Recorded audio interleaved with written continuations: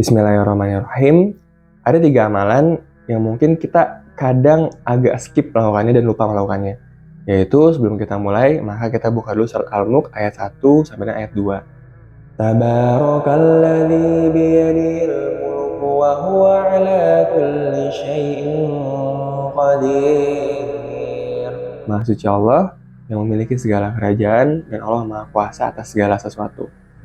Yaitu Alladzi khalaqal mauta wal hayata liyabluwakum ayyukum ahsanu amala. Allah menciptakan mati dan hidup untuk menguji kita siapa yang paling baik amal perbuatannya. Iya, ahsanu amala, bukan ahsanu qaula atau perkataan yang baik ya. Itu juga ahsanu ilma, yang paling baik ilmunya Anda. Karena puncak dari ilmu dan perkataan itu bukan pada itunya, tapi pada perbuatannya. Makanya orang akan diuji apakah perbuatannya sama dengan perkataannya, apakah perbuatannya sama dengan ilmunya. Dan makanya apakah 3 amalan itu? Yang pertama adalah amalan harta.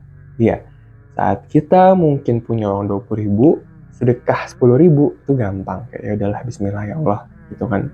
50% dari uang yang kita punya. Tapi saat dapat 100.000, mungkin untuk sedekah 50.000 kita agak berat ya, apalagi dapat 1.000.000 sedekah 500.000 gitu. Dan itulah ujiannya. Makanya insya Allah ya bagaimanapun harta itu, kalau kita dapat banyak, insya Allah juga bisa sedekah banyak. Dan yang kedua adalah amal fisik ya. Saat kita mungkin bisa ngebantu orang dengan tenaga kita gitu kan.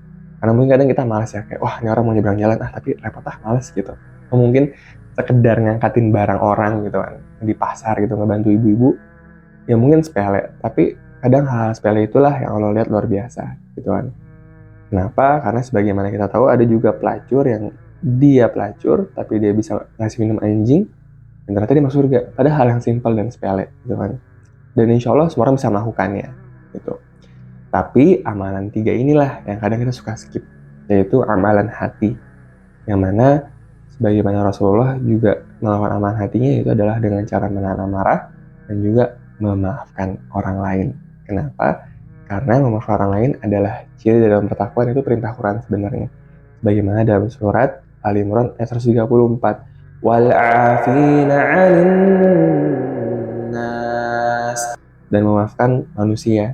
Wallahu yuhibbul muhsinin. Dan Allah mencintai orang yang berbuat baik. Iya.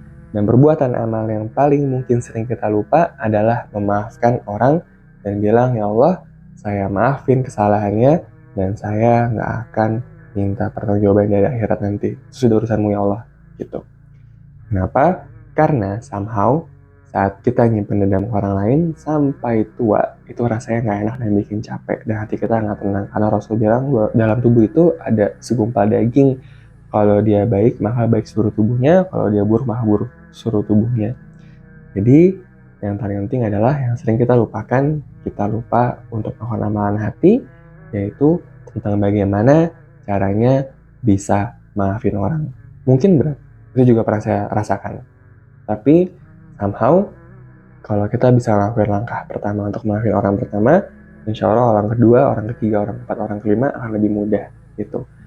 Karena sebagaimana Rasul memaafkan penduduk Taif, sebagaimana Rasul memaafkan Abu Sofyan dan Hindun saat penaklukan Mekah, dan sebagaimana Rasul juga memaafkan Yahudi buta yang selalu ngatain beliau, karena kita nggak pernah tahu, bisa jadi kebaikan itu datang malah dari orang yang kita maafin.